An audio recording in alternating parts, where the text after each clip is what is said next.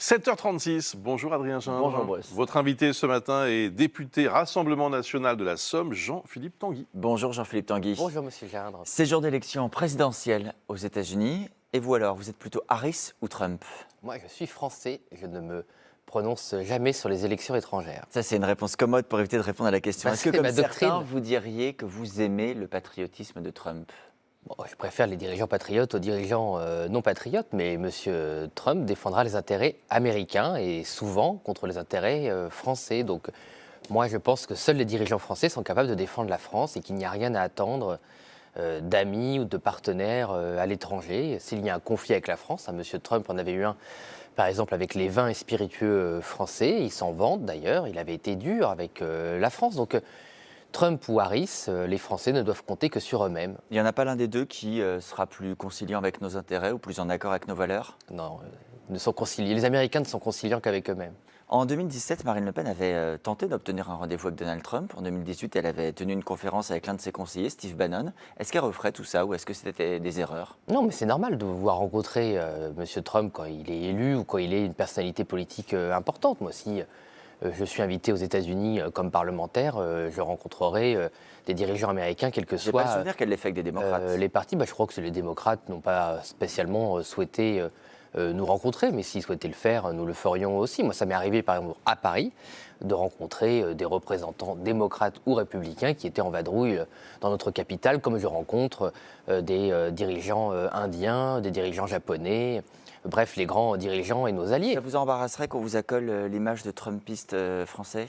Ça ne correspond pas spécialement à notre programme. Vous savez, les États-Unis, c'est très spécifique. On est, c'est vrai, envahi par la culture américaine matin, midi et soir, et on se trompe souvent sur le débat politique américain, qui est un débat très spécifique, une nation fédérale, un débat économique qui n'est pas du tout le nôtre, un débat social qui est très loin du nôtre, un rapport à la violence, aux armes, et une histoire qui n'est pas du tout Il faudra le dire à votre allié Eric Ciotti, que quand il est venu sur ce plateau il y a quelques semaines, il disait, lui, je préférerais Trump. Oui, mais M. Ciotti, notre allié, il n'est pas membre du Rassemblement national. C'est toujours un peu le double procès qu'on fait au Rassemblement national, c'est qu'on nous reproche de ne jamais pouvoir avoir d'alliés, et quand on en a qui ont une vraie liberté, on nous reproche leur liberté. Donc on constate que M. Ciotti était bien un allié et n'était pas aligné. Et d'un mot, Trump n'est pas un danger pour la démocratie selon vous? Non, je pense que ça c'est très exagéré. La démocratie américaine est extrêmement forte. Elle n'a jamais plongé dans des extrêmes comme on a pu connaître en Europe, mais elle a aussi été gangrénée pendant longtemps par le ségrégationnisme, par un certain nombre de courants qu'en France nous n'avons absolument pas connus, par exemple. Donc c'est très différent, et je pense que la volonté d'un certain nombre, et on le voit dans le temps qu'on prend ce matin, même si chacun est libre, de toujours vouloir se mêler de la démocratie américaine. Moi, je n'ai pas souvenir qu'on demande aux dirigeants américains leur vote sur les dirigeants français, même quand la France était plus puissante Pour une qu'aujourd'hui. question de place dans le monde, certainement. Revenons en France rapidement. Après toute une série de drames, notamment celui de Poitiers, par exemple, où un jeune de 15 ans a été tué lors d'une fusillade, le député Renaissance Carl Olive a proposé de déployer l'armée dans certains quartiers sensibles. Est-ce qu'il faut le faire? Non, ça c'est ce que proposent, et quand les partis politiques paniquent au pouvoir, ils proposent l'armée. On a vu Samia Ghali, quand c'était François Hollande, sénatrice socialiste, qui avait aussi demandé l'intervention de l'armée à Marseille. Ça ne résout pas le problème de base. L'armée est là pour défendre notre peuple sur l'extérieur. On n'est pas en guerre civile. Le problème, c'est qu'il y a du laxisme, que l'outil judiciaire n'est pas adapté, qu'il n'y a pas les prisons adaptées, que nous n'avons pas mis les moyens sur le terrain. Pardon, je vous interromps. Il y a quelques jours, vous-même, vous disiez à propos des consommateurs de drogue, il faudrait les emprisonner pour de courtes peines. On est en surpopulation carcérale. Vous avez vous-même contribué au concours Lépine des propositions. Non, pas du tout, parce que dans mon propos, j'ai aussi dit qu'il fallait des prisons adaptées. On ne va pas mettre aujourd'hui consommateurs de drogue dans les prisons telles qu'elles sont aujourd'hui. Vous avez chiffré le nombre de places de prison. Mais c'est au programme du Rassemblement national depuis toujours, et je vous ferai remarquer que jusqu'à une période récente, les peines de prison, d'ailleurs ça existe toujours dans le Code de la santé publique, la consommation de drogue est toujours punie d'un an d'emprisonnement. C'est juste que ça a été remplacé opportunément par une amende forfaitaire. Sur les courtes peines, on ne fait pas d'emprisonnement. Et d'une manière générale, effectivement, il n'y a plus de courtes peines, mais c'est une erreur. Dans beaucoup de pays, il y a des courtes peines, et ça permet de lutter contre toutes les formes de délinquance. Et si on ne punit pas sévèrement la consommation de drogue, il n'y aura pas de solution. Il faut responsabiliser les consommateurs. Sans consommation, il n'y aurait pas de trafic. Vendredi, les ministres de l'Intérieur et de la Justice seront à Marseille pour toute une série d'annonces, notamment liées au trafic de drogue. Par exemple, la transformation de l'actuel office anti-stupéfiants en une agence, sur le modèle américain pour le coup, la création d'un parquet spécifique anti-stup pour gérer les affaires de drogue, des évolutions sur toute une série de dispositions techniques. Est-ce que vous voterez toutes ces mesures si elles sont soumises au Parlement ? Nous, tout ce qui va dans le bon sens, on le vote. On ne fait jamais la politique du pire, on ne met jamais d'huile sur le feu. Donc tout ce qui pourra aller dans le bon sens pour lutter contre la drogue, pour améliorer la sécurité de nos compatriotes, on le votera, d'où que la proposition vienne. Moi, je me félicite que des mesures soient prises, mais voilà, je pense que malheureusement, tant qu'on ne change pas notre rapport à cette consommation de drogue épouvantable, qu'il n'y a pas plus de prévention, qu'il n'y a pas plus de campagne sur les risques auprès des jeunes et des moins jeunes aujourd'hui. La prévention contre la répression, c'est inhabituel d'entendre ça Qu'on dans ne votre parle bouche. pas, moi je pense que l'un n'empêche pas l'autre, et qu'on ne parle pas aussi de l'ensemble des menaces, parce qu'en France il y a aussi beaucoup de tabous. On limite les alertes sur la drogue au cannabis, qui est très important. On parle très peu d'autres drogues, la cocaïne, le détournement des médicaments qui fait beaucoup de mal aujourd'hui dans notre pays.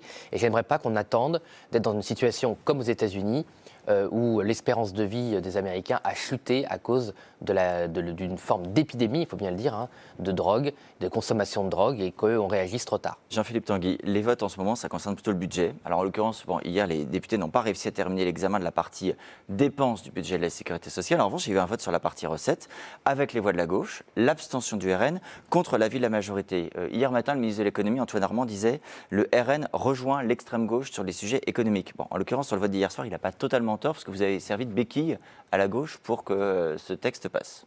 Mais on ne sert pas de béquille. La majorité, le gouvernement de M. Barnier, dont M. Armand, veut saboter le budget pour qu'on ne parle pas des projets qui fâchent.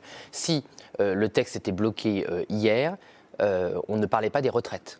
C'est-à-dire qu'on n'aurait pas parlé de la non-indexation des retraites voulue par ce gouvernement. C'est leur stratégie depuis 3 semaines. Ils sabotent le budget, ils sont absents. Hein. Vos collègues ont montré que les groupes de la majorité étaient présents en moyenne entre 5 et 20% du temps.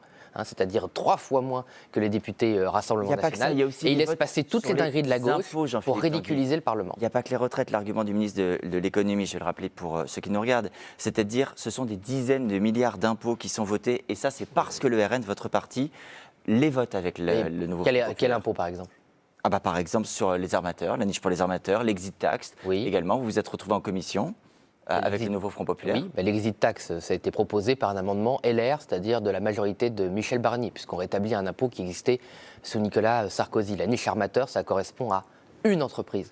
La CMA-CGM, qui a fait plusieurs dizaines de milliards d'euros de bénéfices ces dernières années, des surprofits, il fallait en récupérer une partie, mais pour le coup, on s'est opposé à la gauche parce qu'un amendement vert est passé qui nous a empêché de doubler Donc, ça vous embarrasse qu'on dise qu'il y a des votes en commun avec le NFP. Non, mais en fait, ce qui m'embarrasse, c'est que c'est faux. Voilà, le gouvernement a une stratégie de communication toxique pour la démocratie qui consiste à saboter dans les couloirs le projet de budget et ensuite à raconter n'importe quoi dans les médias en disant que c'est notre faute si les impôts passent. S'ils étaient présents, par exemple, l'impôt des productions qui touche toutes les usines ont été rétablis par la gauche à leur niveau de 2017. C'est plusieurs milliards d'euros. C'est uniquement parce que la majorité était absente que c'est passé. Vous ne voterez pas de censure du NFP dans ce cas-là, si vous ne votez jamais avec eux? Mais le groupe verra, on a déjà voté avec eux. Le problème, c'est pas voter. Le problème, c'est pas voter avec le NFP. Le NFP nous reproche de voter avec les macronistes. Le problème, c'est qu'est-ce qu'on vote pour l'intérêt des Français et de la France. D'où ça vient, ça n'a pas d'intérêt. Le problème, c'est que ce gouvernement n'assume pas ses responsabilités et veut cacher ses 30 milliards de hausse d'impôts en mentant sur le processus du Parlement. C'est une grave atteinte à la démocratie. Je suis désolé, j'étais un peu long. Non, je vous en prie. Merci à vous, Jean-Philippe Tanguy. Merci Adrien Jeanne.